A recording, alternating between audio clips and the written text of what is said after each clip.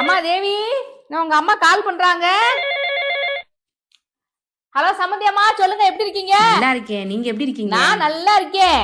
தேவி எப்படி இருக்கா? உங்க பொண்ணு என்ன சூப்பரா இருக்கு. இதை கேட்கலாமா நீங்க? இங்க கல்யாணம் பண்ணி கொடுத்துட்டு இந்த வீட்டையே ஆடுகிட்டு இருக்கிறது யார்? உங்க பொண்ணு தானே. இந்த கார்த்திகை சீருக்கு உங்க முறையை சொல்லிட்டீங்கன்னா நாங்க கொண்டு வந்துருவோம். கார்த்திகை சீரா? இப்பதானே கல்யாணம் முடிஞ்சிச்சு. கார்த்திகை சீருக்குலாம் எங்க சைட்ல 3 பவுன்ல செயின் போடுவோம். நீங்க அவளெல்லாம் செய்ய வேண்டாம். உங்க மருமகனுக்கு ஒரு 1/2 பவுன் மோதிரத்தை போடுங்க. சொந்தக்காரெல்லாம் வருவாங்க, அவங்க முன்னாடி நீங்க 1/2 பவுன்ல ஒரு மோதிரத்தை போட்டீங்கன்னா உங்க பொண்ணுக்கு தான் கௌரவம். ஆமா.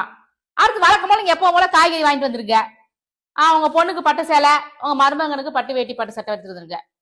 அப்புறம் உங்க பொண்ணு சைஸ்ல ஒரு குத்து விளக்கும், அவ்வளவுதான், முடிஞ்சு போச்சு. பெருசாலாம் நம்ம கேட்க மாட்டோம், நம்மளாம் கடவுளுக்கு பயந்து நடக்கிறவங்க. சரி சம்மந்தியம்மா, சரி சம்மந்தியம்மா. ஐயோ சொல்ல மறந்துட்டேன்.